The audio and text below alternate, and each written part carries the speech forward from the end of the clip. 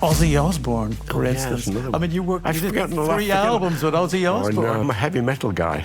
I don't think people realise what a huge hit that was. That was a massive hit. It was massive. It was bigger than The Winner. That was Freddie Mercury as well, which is obviously a huge part of your career. Yes, a significant part of my life as well, yeah. George Harrison, I've got Paul McCartney there. George Martin in the box, the Beatles room, yeah, and Pink Floyd, all those great people that have been in there. You've been in there. Many times. I stopped at the crossing, and John Lennon came past in a Rolls Royce, like that. Yeah, and it stopped like that, and I went, I liked doing the films as well, because I played on, 8, 9, 10 James Bond films. I don't know, but it's for Paul McCartney. And I said, oh, wow, okay. I didn't ever see myself in Eurovision, right? Me at the age of 21, 22, on the Zeppelin private plane. How crazy was it? It was beyond crazy, mate. This happened to me on the Queen tribute concert in 1992.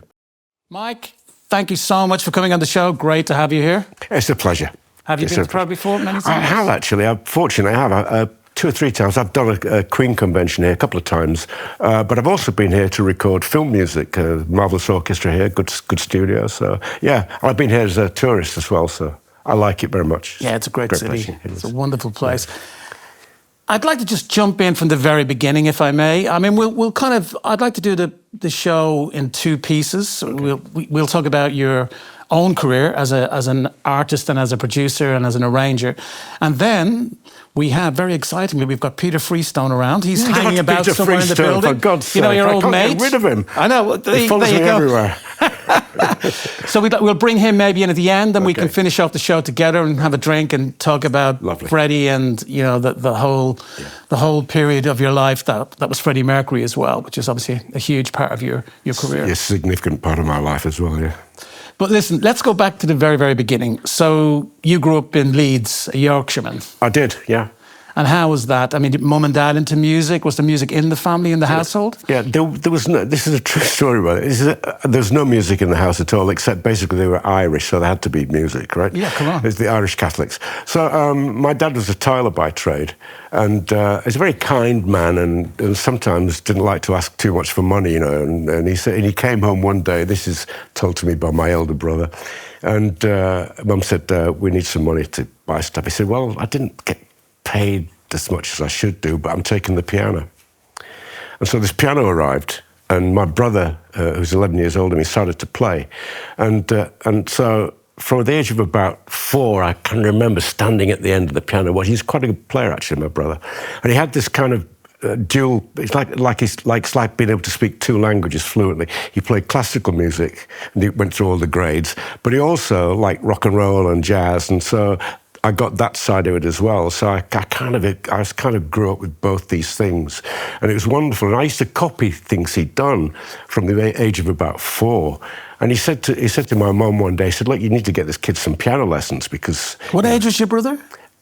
He's 11 years older than me. Okay, yeah, so when I was 4, he was like 15 or 16, okay. And so I was picking out tunes and whatever, and from an early age, and so I started to have piano lessons, and I just went through the grades in college. But also, I had this background of jazz and rock and roll, so I was interested in like the Beatles and all that kind of stuff that we grew up with. But I used to have these 2 sides. I used to do classical recitals when I was from the age of about 8. Right. I did my first one at the Royal Hall in Harrogate, which is a magnificent building. I think I was just before I was 9 years old, and so that was the kind of the first public performance I did.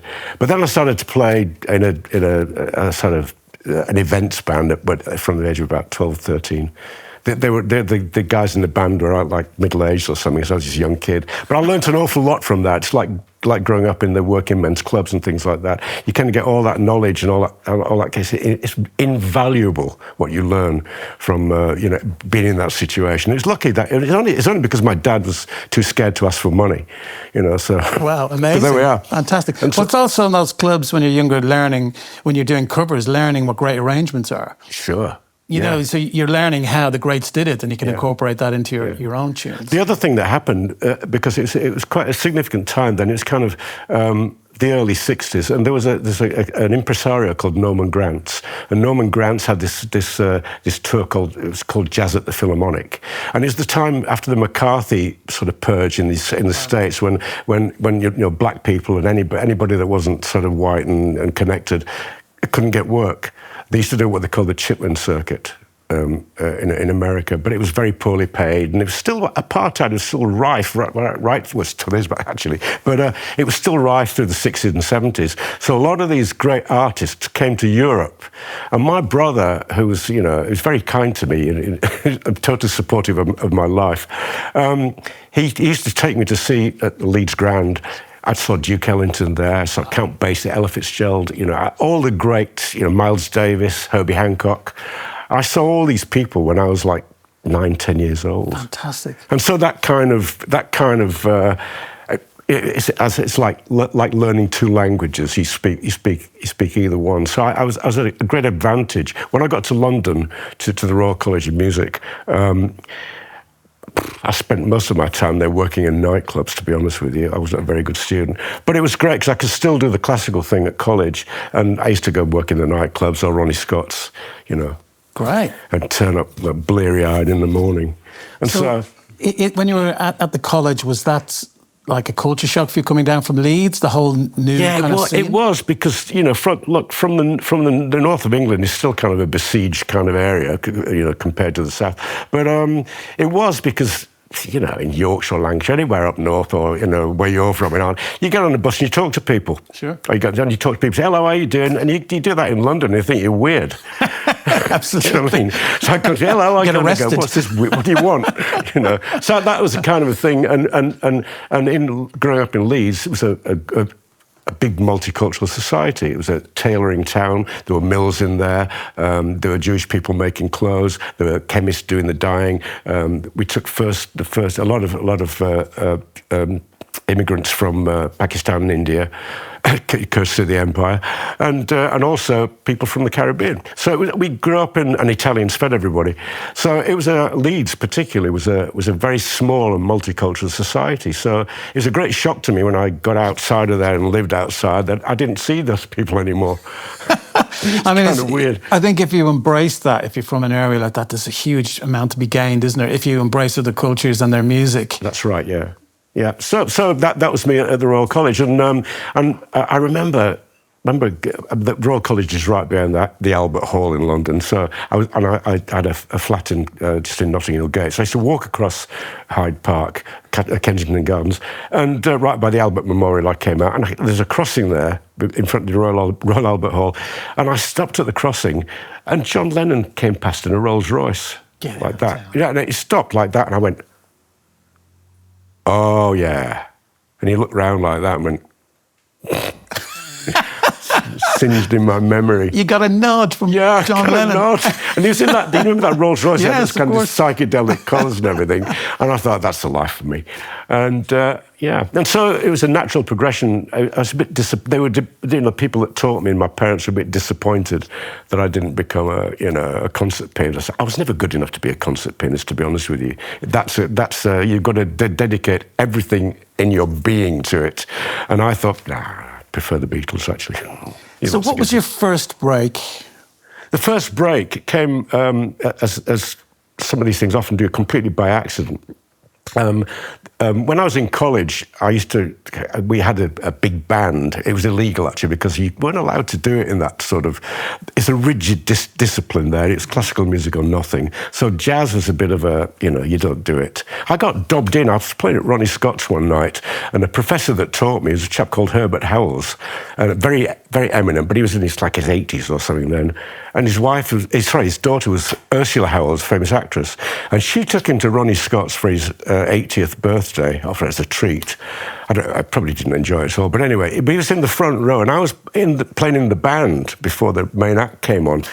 He dubbed me into the principal at college, and I was hauled before the beak, for playing jazz and earning money, You heathen. Yeah, right, you heathen. It's the devil's music, you know. But I kind of.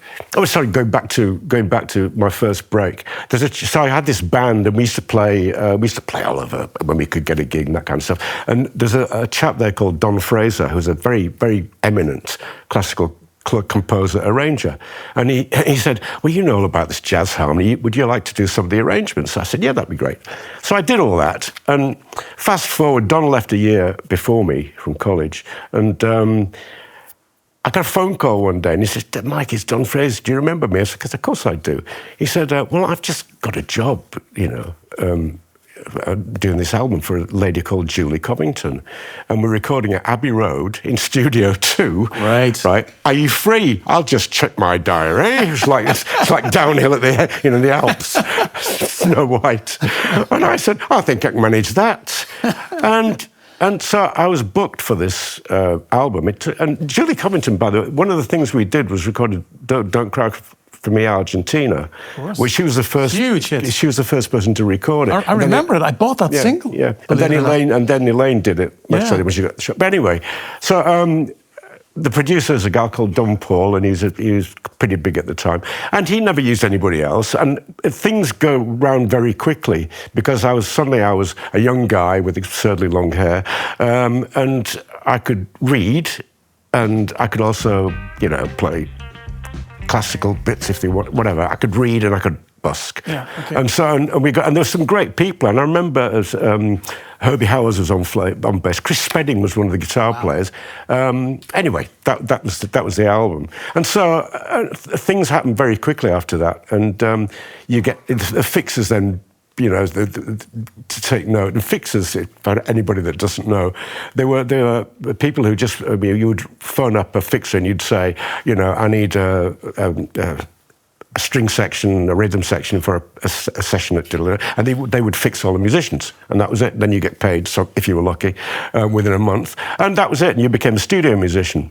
And right at that time, London was the centre of the universe, if you like, in terms of music, films, cooking, hairdressing, football, whatever. Everybody wanted to be in London. It was so vibrant, and you know from your time there was a studio on every corner. Yeah. But so for me to do my first session in Studio 2 at Abbey Road, you know, it was great studio. The Beatles room, basically. The Beatles room, and Pink Floyd, but all those great people that have been in there. You've been in there many times. Yeah. So it was a great break for me, and it happened very quickly, out of seemingly nowhere. And Rick Wakeman, bless him, he and I started on the same day at the Royal College of Music.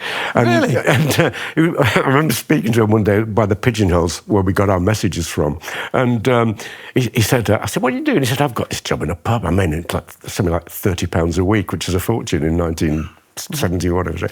And he said, I'm working with this band called the Straubs, and they want me to join full time. He said, so I'm leaving college. I said, well, you've only just got here. But he, well caught. And so he left and then subsequently joined Yes.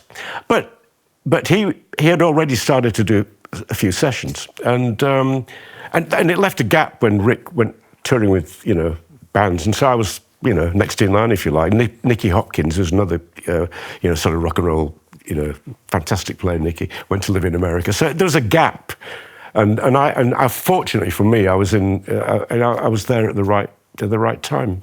So how did that lead on to being in the Ian Gillan Band? Because from my notes, that was like 1976. 76, yeah. By that time, I'd been established in, you know, for about 3 years as a studio musician. So I'd got around and played. When you were in demand there, I used to work 7 days a week. You know, there were sessions every. It was just unbelievable, and word goes around, and eventually, you know, ODA can do things very quickly, and you know, he can play this and that and the other, and so people just, you know, fixers then used to recommend you. I did a lot of sessions at Kingsway before you know, Ian semi-retired at that point. He was running a hotel somewhere in the Midlands, I think, something like that. But he was doing motor cycle engines, and he was running a restaurant. I think both of them failed, but he was also running a studio as well. The first time I met him, he was in a three-piece suit. I thought, this is not the Ian Gillan I kind of read.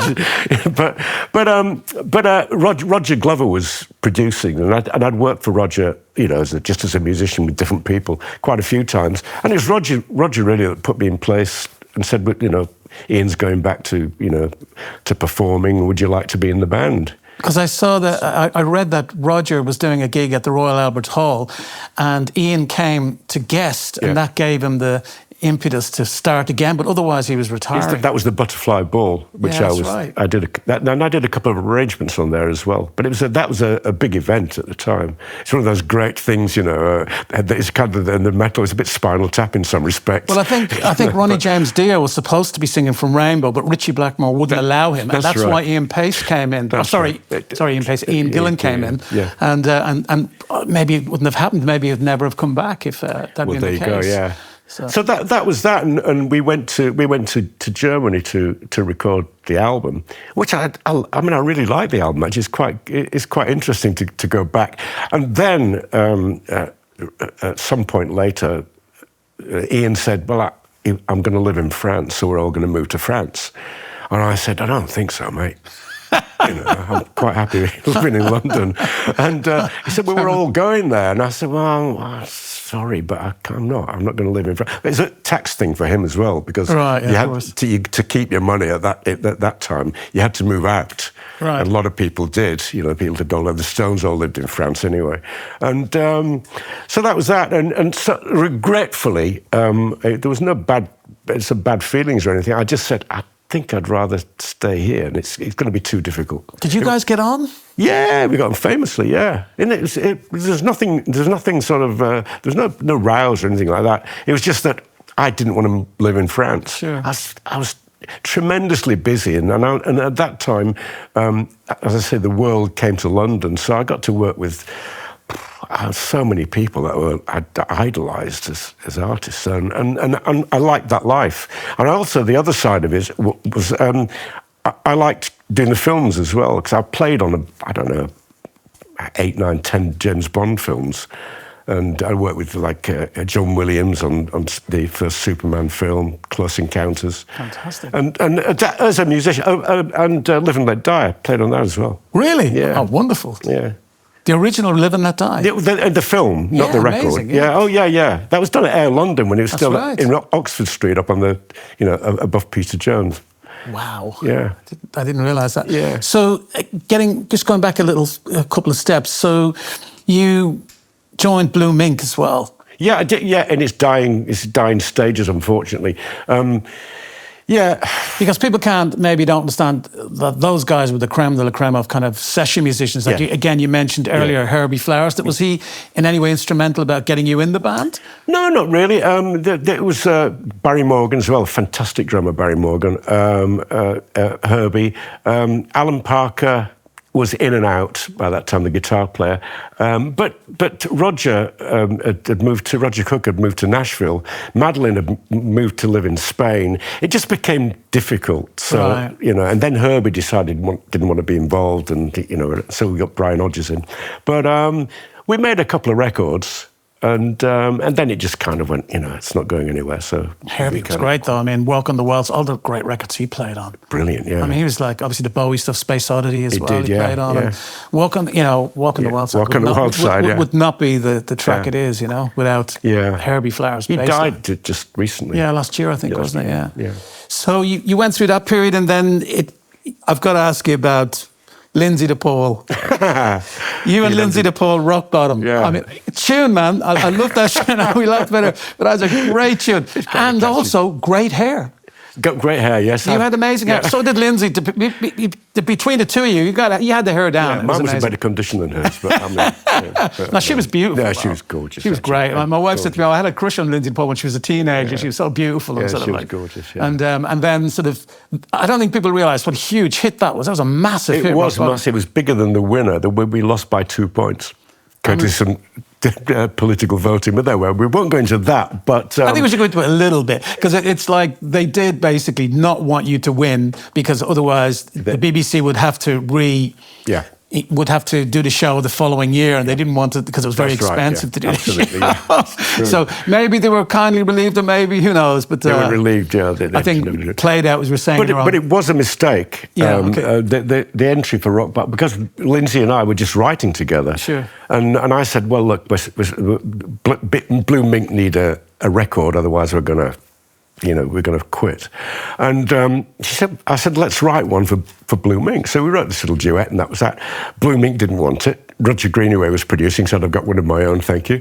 And that was that. So, and that, it went away. And sometime later, it wasn't that long after this, I got a phone call from a guy at Chappell's Music who published the song.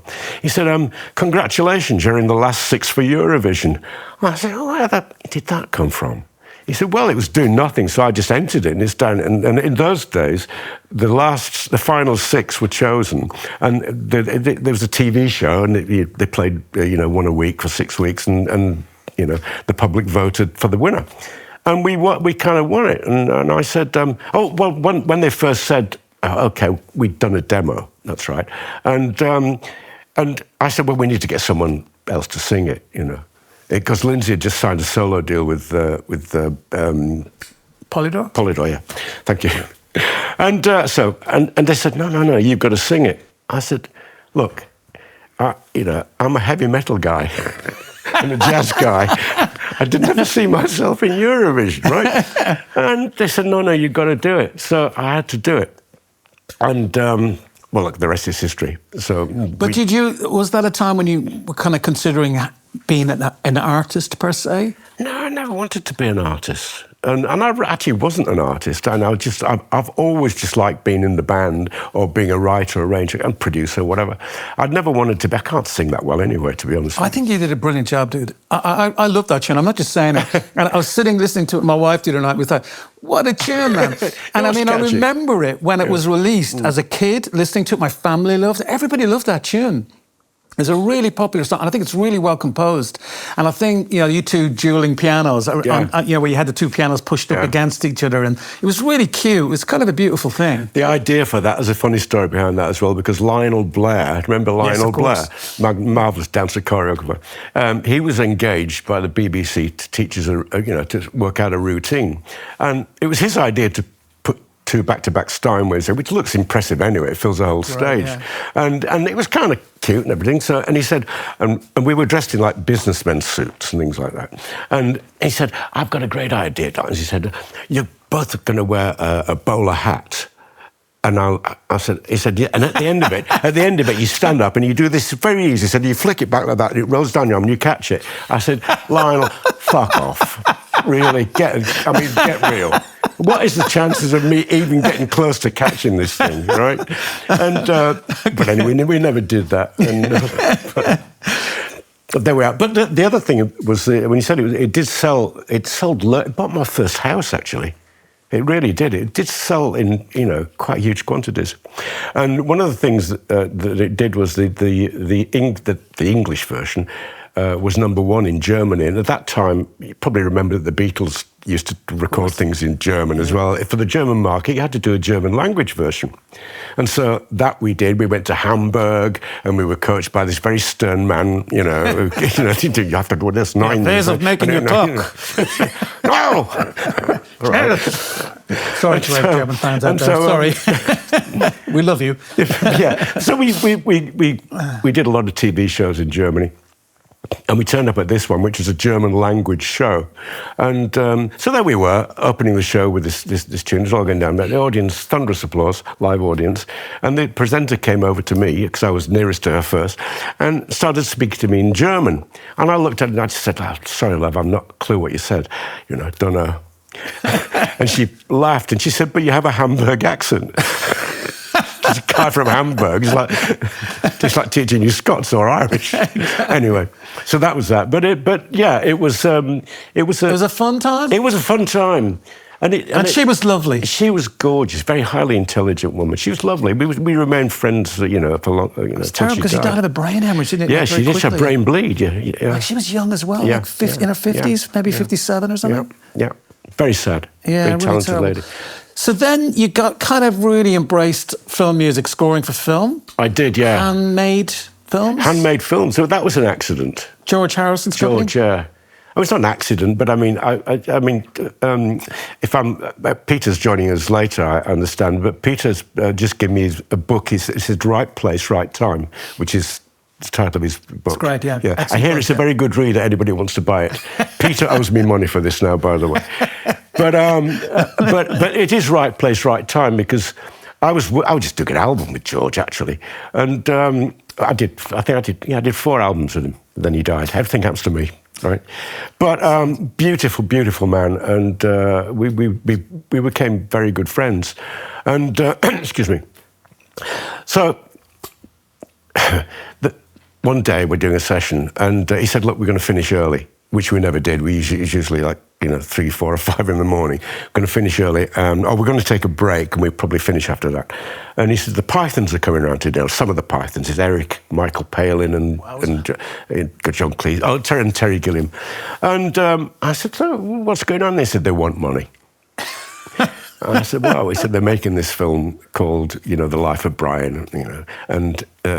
The guy that had commissioned this, Lou Grade, ran all the ITV television, and he said, "Look, it's wonderful, but it's too edgy." At that time, it was very, very edgy. We can't do it, so you can have it cheap. And the Pythons had said, "Well, we're going to George and see if George will give us some money." And that's what happened. And then, so that they made a lot of money on that because it was a huge success. They did another one following closely after that called Long Good Friday, which is another. Bob Hoskins. Yeah, Bob Hoskins. But then that was controversial because of all the troubles at the time. Yeah, the IRA and everything and all that. And so he said, great film, a great gangster movie. It's an amazing film. Brilliant movie. Absolutely amazing. So that was another huge success. So suddenly George and Dennis O'Brien, his then manager, said, "Look, we've got to get rid of this money somehow and reinvest it." And they decided that they would commission a new film. And the Pythons had already been hinted on that already, particularly Terry Gilliam. And Terry said, "I've got a great idea for a new film." So there was another Python dinner in the middle of our session. I was just sat in the corner eating. And they decided that Terry's original idea, Baron Munchausen, which he later did, was too expensive, and said, George said, "Haven't you got anything a bit cheaper, than flying down the Amazon and then flying, whatever. Something a bit more local." And he said, "Yeah, I've got this idea about this. Michael Palin and I have written this script. It's called Time Bandits." And George said, "What's that about then?" He said, "Well, it's about these 4 little guys that maybe 4 or 5, I can't remember. There's loads of them that work for God, creating the fabric of the world. And they were on shrubs and small flowers, and they discovered in the fabric of the world there were these little holes that the fabric of the world hadn't been made properly, and you could go down these, and you pop up in a different time area. Quite a good idea, actually." And he said, when they get to the bottom, they just rob banks and steal off people. So George, that's a great idea. And that was Sean Connery and Shelley Duvall, wasn't it? Yeah. Well, that was the other thing. They can't have been cheap. No, here's the thing, because Agamemnon in the script, and it said someone like Sean Connery. Which people put in scripts. I would like that, but we can't really afford him. It's too expensive. And so George said, "Well, I'll give him a ring." And said, "As you do." Said, "Well, can you do that?" He said, "I'm a Beatle." Of course I can. And of course he did it. He just did them a deal, and they filmed it in somewhere. I think it's Morocco or somewhere like that. It went. And I'd show him for 2 days, and because nobody knows that he was only there for 2 days on the shoot, it just says Sean Connery in big letters. And Shelley Duvall and Mike Palin, of course. Of course, Michael Palin. And there was some Ian Holm. There's some fantastic, right? God was Sir Ralph Richardson. Fantastic. It's an amazing cast. And all these people, he said, "Can you do a little day's work for me?" So that was it. And that was but going back to the dinner, where we were talking about all this, and George said, "We can do it all in-house. I know this and that people." And he looked at me and said, "Michael, write the music." And I went, what? And that was it. That's my first major. Come on, that must have been a buzz, though, sitting with Michael Palin and all those kind of John Yeah. Cleese. Was that like a real kind of pinch yourself moment at earlier? Well, it was, but when people have been there 2 or 3 times and you get to know them, it gets a little more easy. You know, George Harrison's played house for a start, you know. And not many people got to go in there, to be honest. Just going back a couple of steps, though, when did you first meet George? How did that come about? That came about because one of my dear friends who was also in Blue Mink was Ray Cooper. Ah, and Elton John's percussionist. Yeah, everybody's percussionist. But we'd been through years in doing sessions together.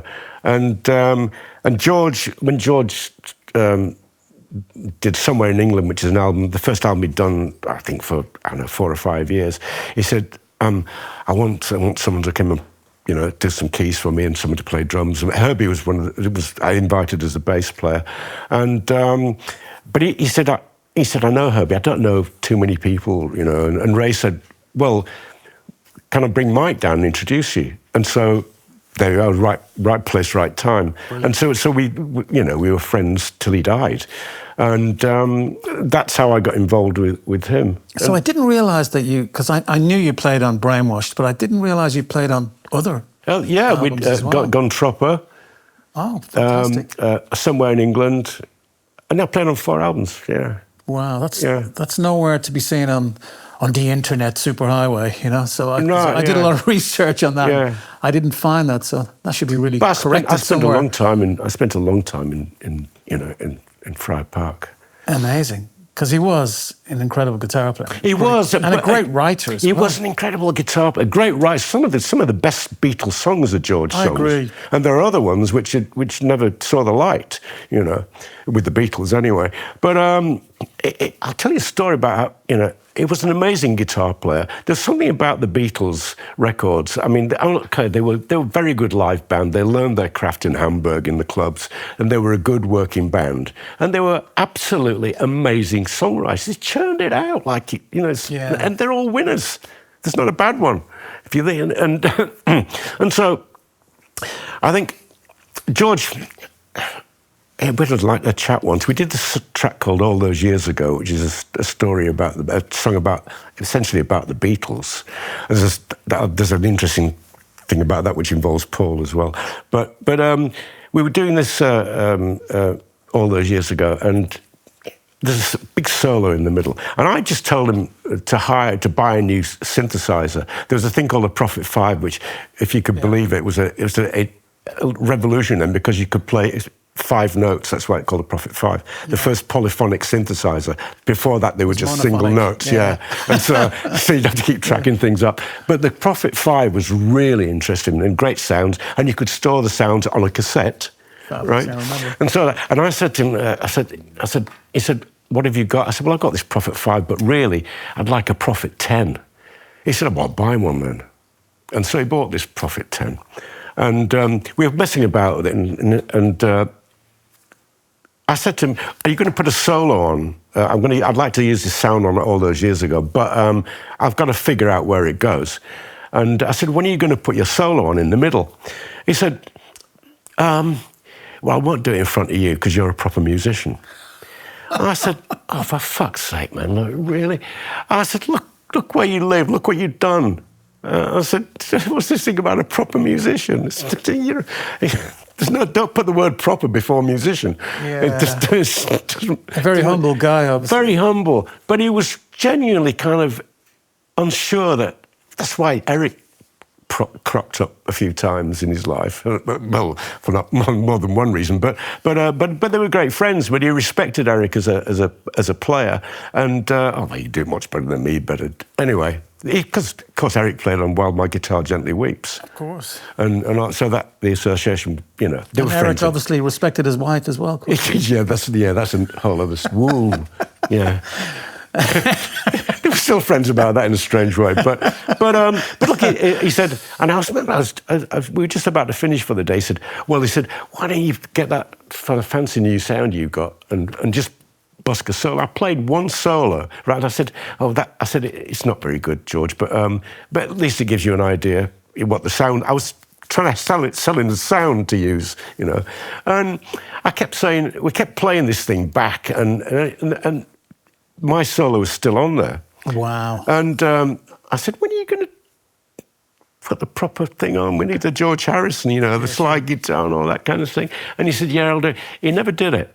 And it came out with my solo on it all those years ago. Because I thought, you know, I was just, you know, I was chatting to him at the same time and going, you know, showing it does this, but he kept it. Did you meet Paul through? No, I met Paul. I met Paul many years before that.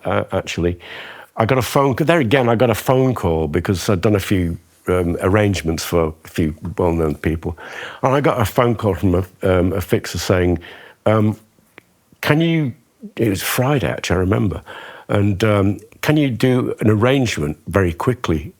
And I said, yeah, what is it? Is it symphonic? What is it? Is it a trio? I don't know, but it's for Paul McCartney. And I said, oh, wow, okay. And he said it's a track he's written on Ringo's first album. It's called 6 o'clock in the morning. And so I said, okay. I said, can you be at Paul's tomorrow in his house in Abbey Road, just round the corner? Yeah, sure. Can you be at his house? And I said, yeah. So, and I thought, wow, it's great. What a break. And so I went around and I got there for like 9 o'clock in the morning, and because the kids were all running around still, they were all little, you know. And that daft dog they had, Admiral Halsey, the sheepdog.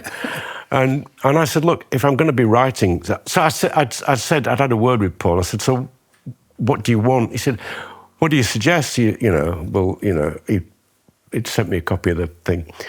And I said, well, it's kind of nice. You know, why didn't we have a little string quartet, you know, make it a little bit Strawberry Fieldsy?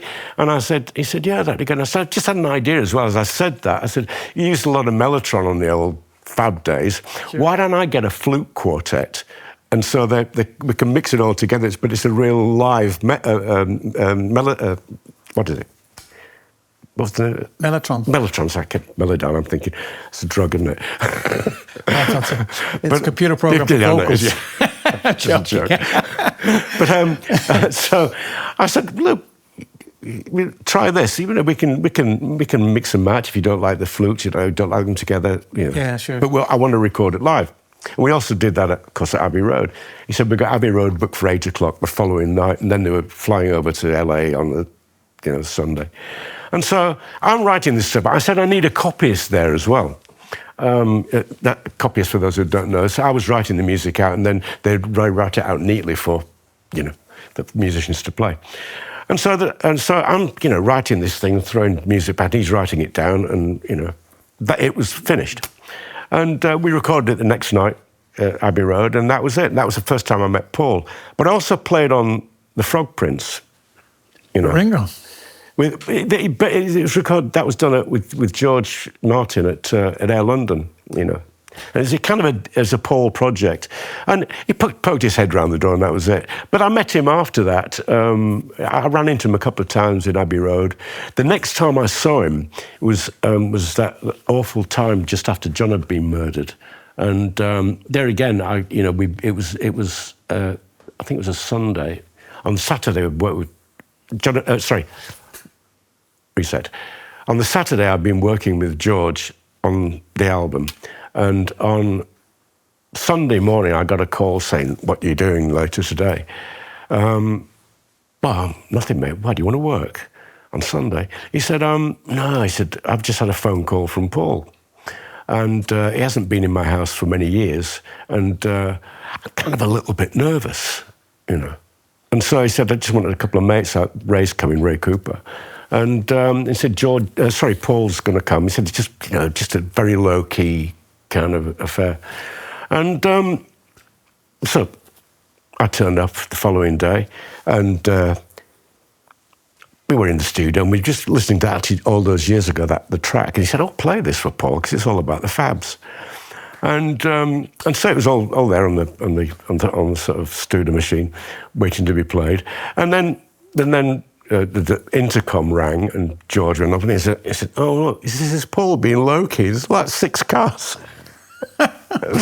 And so, because Linda came and Denny Lane came in, George Martin, you know. But we already had Phil McDonald, the engineer, working for George at that time. So it was like a you know, old-time reunion. And it was all very pleasant. And Paul came in and played his new album, and then George said, "Do you want to hear this?" He said, "It's about the Fabs." And so Paul listened to it, and he said, "Oh, great, we'll put some backing vocals on it." He said, "Phil, get some microphones there." And he said, "Come, let's go. All go into the, you know, out of the control room." And he said, "George, you might go on that mic, and me and Denny will go on that mic." Sure. And I stood there and I went, "I've George Harrison here, I've got Paul McCartney there, George Martin in the box." If somebody had told me when I was any age that this is a remote possibility, I would say they were fucking mad. It's a pinch yourself moment. It really was a pinch yourself moment.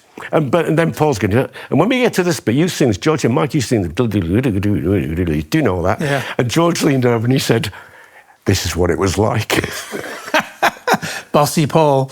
Well, yeah, it's nice. He was very driven, wasn't he, Paul? I mean, he was like a worker. Yeah, he did it with a smile. It wasn't meant to be offensive. But, no, of course, I but it understand was, that. you know. When you saw the movie, it was like Paul was so driven to get stuff done. Yeah. You know, Get Back is the movie, with the making of kind of the last records. And I think that whole kind of, he always just wanted to get stuff done, didn't he? You know?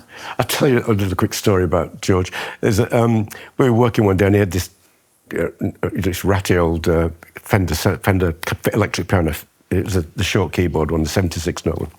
And I'm playing this thing, it was all bad. I said, "George, you need to get this fixed. It's on this, you know, it's just a bit past its prime, really. It needs this doing. He said, "Oh, we'll buy another one." I said, "We don't need another one, you know." But anyway, he ordered another one, the big 88 note model. And he came and I'm playing it, and I said, "It's really nice, yeah. We want to keep." He said, "Do you want the other one? You want to take the other one home?" I said, "It's the one that you played on top of the rooftop. Are you mad?" Amazing. You know. Wow. So you've got that? No, I said, "I can't take that." Oh. No, I couldn't. No, you can't do stuff like that. Well, someone else is probably going to take it. No. So I said, and he kind of took, "Oh, yes, I suppose there's a bit of history." I said, "A bit." Yeah, that's amazing. You know. Wow. Anyway, another true story. So that was, you kind of also got into television music as well. I mean, Yeah. I'm kind of going back a little bit now, and you did Harry's Game, which again was a huge series at the time with Clannad doing I know Maura actually from years back. But it was beautiful. They sang so that was a beautifully. fabulous tune at the time, huge hit as well. Yeah, massive, and you were doing all the other music in Harry's Game, and then obviously Taggart, which again I don't think people realise was such a huge series as well at the time. Sorry. There's been a murder. There's been a murder. And that was Maggie Bell. Maggie, yeah. I've actually sang with Maggie Bell at Jack Bruce's memorial gig, but that's another story. But that was quite a rocking kind of track for Taggart, wasn't it? It was. But there again, the reason Maggie was on it is because the first tour I did of America was in Maggie's band. Oh, I see. We toured America in 1973, and we were supporting Led Zeppelin a lot of the time, and because we had the same manager, Peter, and that was it came out of me at the age of 21, 22 on the Zeppelin private plane. Let me put it this way: it was a big learning experience. But we played. Maggie had a deal with I can't remember. I think what would it been? I can't remember the record company, but she had a deal anyway, and. We stayed there the best part of a year, trying to break the band, and we played all over America, and very successful. And Maggie is the most astonishing live performer, and a great singer. Yeah, and the music was good, and we've got a bit of a Spinal Tap thing here because we've been in America then touring for the last, I don't know, let's say 9-10 months.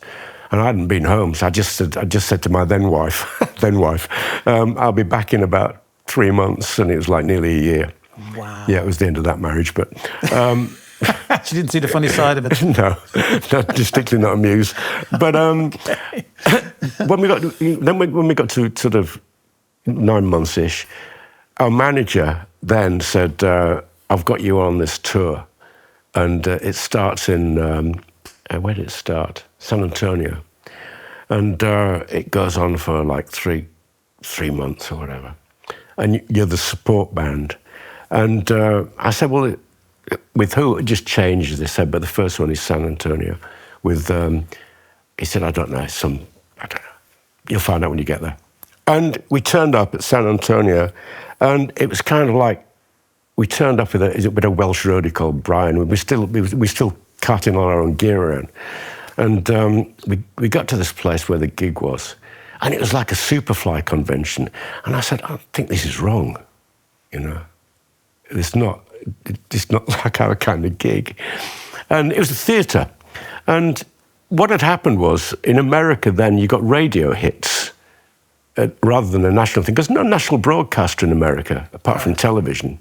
The radios are all separate. There's no national radio station. So what would happen is you get a record coming out, and it might be a hit in like Georgia or California, but nobody would hear of it outside unless you got into the Billboard Top 100. So we turned up at this place with this sort of radio hit, and it's kind of funky, you know, New Orleans-y Kappa kind of. It's a really good record actually, and we started to play with the curtain down like this, and the curtains, the crowd were going crazy, and the curtains open. It just went quiet because they thought we were a black band. Because when the curtains open, it's like that mid-spit and Spinal Tap. He's going, where the boys turned up at this country and Western. But it was just. What I didn't know then is that the band we were supporting was Earth, Wind and Fire, who weren't that well known then, and two of the guys from the band came playing tambourines and stuff, and helped us out there, and you know. Just going back to the film stuff again, just quickly, and we'll move on from there. But Death Wish 3, you arranged the music for that. But from my research, it was like Michael Winner he'd got Jimmy Page to do Death Wish 2, and then to save money on Death Wish 3, he got you to rearrange the music from Death Wish 2, that Jimmy Page. Is that right? Is that correct? That's correct. What was left to arrange barely existed, I have to say that. Right. And did you feel a bit hard done by that? It was like you really I'll tell you why I feel very hard done by. My credit came after the fucking gun. Gun supplied by Webley, additional music, Mike Moran. It's a true story. Michael Winner was the director of it. God, yeah. Oh, it was Did you get to meet Jimmy at all during that process? Or? Yeah, well, you knew him from the touring. From touring, yeah. We toured with him forever. See, I can't let you get away with that one. So, in the sense of the plane, the Zeppelin plane, what was the kind of setup there? Come on, you got to give me something here. We can't let that pass. People will they'll be on the comments. Come on, you let them away with that one. You know, how crazy was it? It was beyond crazy, mate, to be frank. Really? Yeah, I remember we did one gig in the South, and it was a Boeing 707 or something like that. And I was a bit late getting to where we were going. It was private. They were doing a private bit, you know, where it was parked. And there were security guards everywhere. And I was, pretty late arriving for one reason or another. It's connected with a young lady, but there we go. Let's not go any further with that. But so I turned up, and I'm trying to get on the plane. This guy said, "No." I said, "What do you mean, no? I'm in the band." He said, "The plane's full." I said, "I mean, the plane's full. It's a Boeing 707. And all these people were on this plane. The Liggers. The Liggers were on there. It had an open fireplace at one point, you know. But no, there was everything went on there, mate. It was Colombia's finest. and a vast array of amusement. Funny story as well. Kenny Everett, who I loved as a kid, right? How did you meet Kenny Everett? And obviously, I was listening to Snot Rap today. Again, I'm sorry, but it's a brilliant tune. It sounded like the Blockheads to me, the instrumental. Yeah. It was like fantastic backing track. I mean, the backing track's great. Listen, I mean, I know it sounds mad, Snot Rap, but check it out, anyone out there. Like the backing track's fantastic. And then obviously Kenny Everett being as funny as he always, because he was a genius. He was a genius. I knew Ev from years. But back when he first, you know, when he worked at Capital Radio, and well, even before that, when he was when he worked on it, he was on the Pirates for a little bit, and then he was doing little bits and pieces, and then he got a Capital. The BBC was his big job, right? And Capital, was kind of on the downslide. But I was approached by, I think. My memory's a bit vague on a lot of these things, so you probably need to check this up. I think it was RCA, and I got a phone call saying, we've just signed Kenny Everett to do an album, and would you be interested in producing it? And I'd met Kenny a few times with mutual friends, and I said, yeah. And so I phoned Ev up and I said, look, I've been asked to produce. He said, I asked for you. That's why they phoned you. I said, OK. And he lived down in a place called Cowfold, which is down in Sussex, I think. And this old farmhouse. And he said, well, come down for the weekend. We'll chat about it. And so I went down for the weekend. We didn't really talk too much about the record, except he said, I've taken the advance because I need a new roof. And he said, I've no idea what to do. And we never did anything. He just put it off. And then he became a bit bigger, a bit more widely known when the Everett show started to take big audiences. It's all in the best possible it's all taste. The best taste, yeah. Yeah, but they used to, you couldn't do it now. But he used to do this character called Brotherly Love, and it's terribly incorrect now. But it was a gospel thing. He's a preacher, and what I had to do is my hands were painted black with big gold rings on, and they panned up to this white face with long hair. I know you can't. It sounds awful, but it was at the time. Right. It was one of those things. He was very funny. So, obviously, he was very good friends with Freddie, but we'll come back onto that a little later. But they became great friends. And they did. All of this kind of interconnecting sort of people throughout your life. It's. I think from everything I've read about you, though, you were really great at. You really grabbed opportunities. When you saw them, you were very kind of motivated to not let a good opportunity pass you by, because it was like, I think that's the secret of success, if I'm being honest. You have to know these moments when they appear. And well, it's right place, right time. Yeah, but I can say, a lot of the things happen by accident, but when the opportunities are presented, you've got to take the penalty at Wembley. You've got to, hit the winning run in the Test match. It comes down to that. Excuse me, and it particularly applied in the case of Freddie. I was lucky that I was able to take those opportunities, and Well, obviously you're a brilliant musician, because otherwise people wouldn't work with you. Ozzy Osbourne, for instance. You did 3 albums with Ozzy Osbourne. I know. Do you know? So, come on, that must have been crazy. We met him. Talk about this. We met in Paris because he was living in France at the time, and Ron Nevison was the producer. Did you ever meet? Yes, Ron? I know. Right. Yeah. And Ron was producer, and I'd done a lot of things for Ron, and he invited me to go over and do this. And the idea was to commercialise Ozzy for the American audience and not make it such a not niche, but that niche project of just metal. Right. And so they wanted a record in the charts from Ozzy. And anyway, and Ozzy was still drinking then, but he was a lovely man, actually, great. And I'd met Denise. Rewind to get this in right in the roll. Sharon Osbourne? No, somebody else. But I'll go to mention Sharon, actually. I'll start again. Going to Paris, I knew Sharon, and Sharon had said, look, I told him all about you, did a little, and Ron's told all about it. Anyway, I don't know where Denise came from. But so I met him in the bar of this hotel, and we just got chatting. He was very nice and everything. And he was a bit pissed by this time, and he said, I've never had keyboards in anything I've ever done, and I've never released a single. Oh. And I went, okay. And that was it. He said, do you want another drink? And that was it. And but there again, an absolute legend. Oh, yeah, he was... Absolute legend. Wow. And did you enjoy the experience? Was it good fun? And did you tour with him? Because you played on the live record, didn't you? Yeah, so you must have toured with him, obviously. No, I didn't tour with him, but... So how did you play on the live? Was that an overdub? I don't know where that came from, but it's... But you're credited as being on the live record. Well, maybe they used the... I don't know. Did I play live? I don't know. Maybe you did. Maybe it's all a blur. Or maybe it was something I don't know. I can't remember. And then, like, staying on the metal tip. So Nicko McBrain from Iron Nicko, Maiden. yeah, Nicko's great. So how did that come about? I mean, Iron Maiden's drummer, obviously. Yeah. He did a drum clinic, and one of the things he wanted to play in this drum clinic was a piece by Herbie Hancock, Headhunter. Love it, yeah. Right? And he asked somebody, you know, I can't even remember who suggested me for the gig, actually, but someone got in touch with me and said, look, Nicko's doing a drum clinic, do you fancy doing it? I said, yeah, it'd be great fun. And he said he wants particularly to do this. It's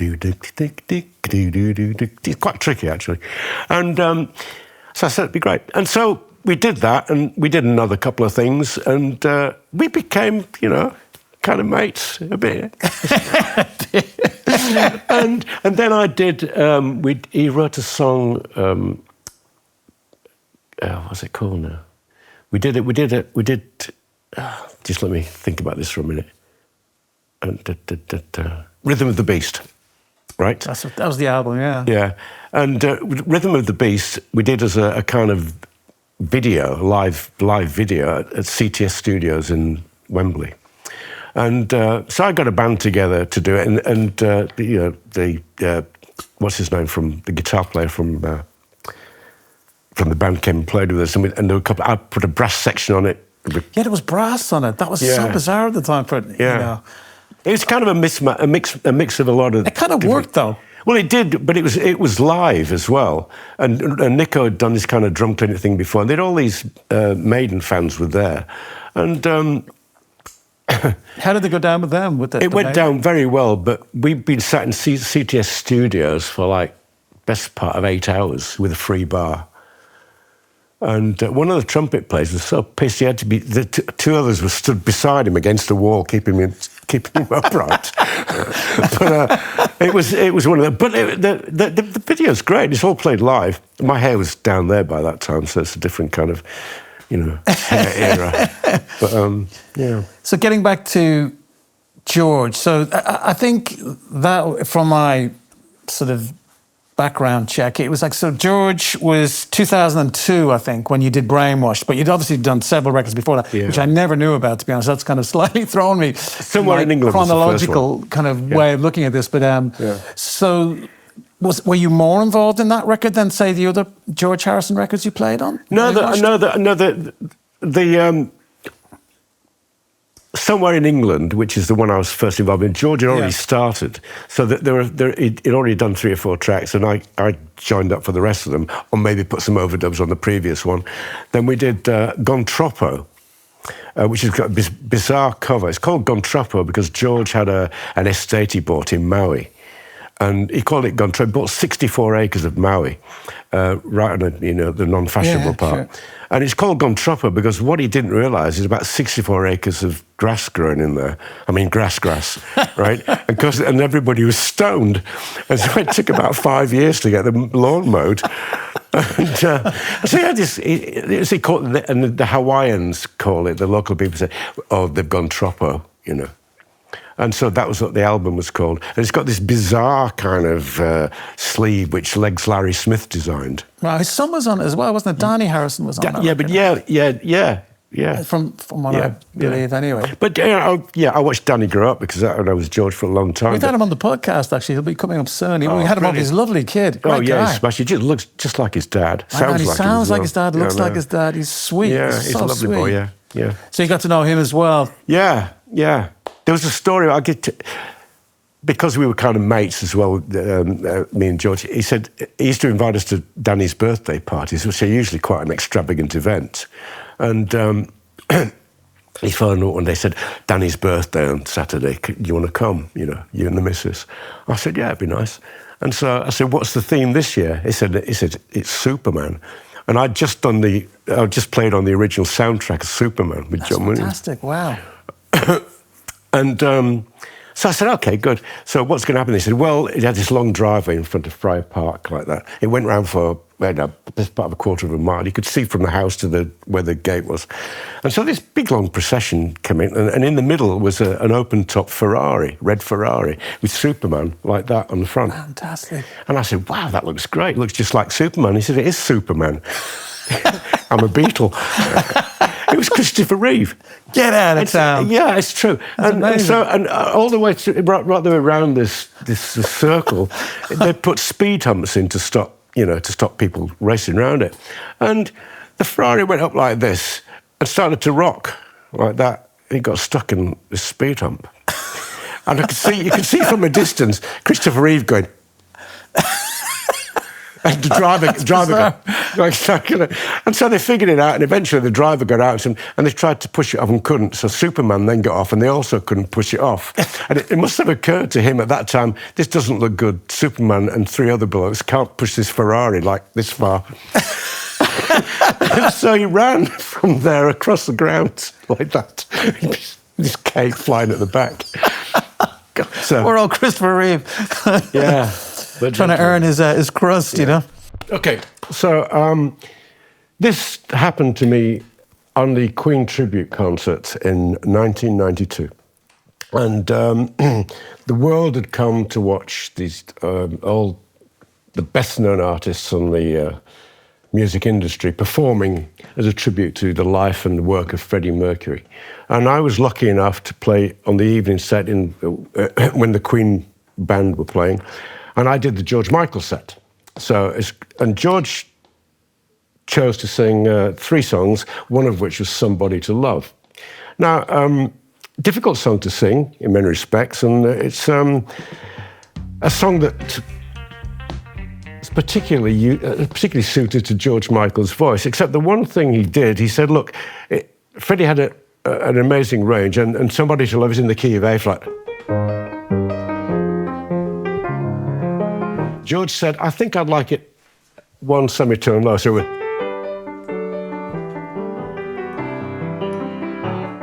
okay, so we go on. The one advantage about this is if it's in A flat, I wouldn't have injured myself, because this is all about an injury to me. If it's in the key of A flat, what I did, I wouldn't have been able to do. So it's this. When it gets to the chorus, let me just find it. And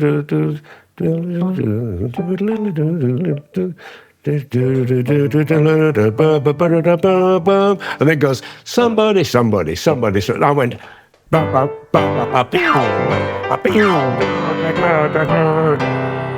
on those, the second one, I ripped my thumbnail off, right? It came off. But it's very exciting. Ouch. Yeah, ouch, yeah. And so what happened then was, we carried on. I didn't feel any pain because the adrenaline was, very high. But the keyboard was covered in blood. And so I went, okay. So we finished the song, and that was the end of the George Michael set. We played two other songs as well. And so I ran off looking for a kind of someone in the crew to go and wipe this blood off. So I ran off, and the next person on was Elton John. And so I ran into Elton. I said, Elton, and I started to try and say, there's blood all over the keys. Just wait. And he said, not now, dear, I've got too much to do. And off he went and ran onto stage.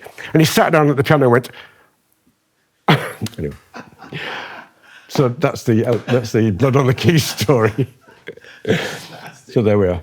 Okay, this is a particularly special song to Fred, and I'll give you a potted version of it.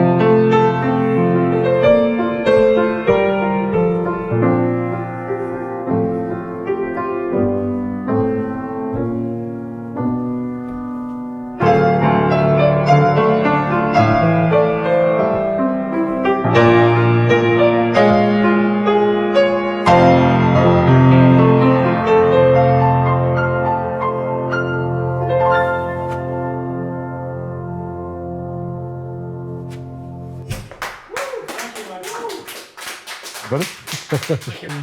You're welcome. Brilliant. Cheers, bud. It's a wrap. That was wonderful. Thank you. It's a wrap. Thank you very much. You're welcome. Let's get some food.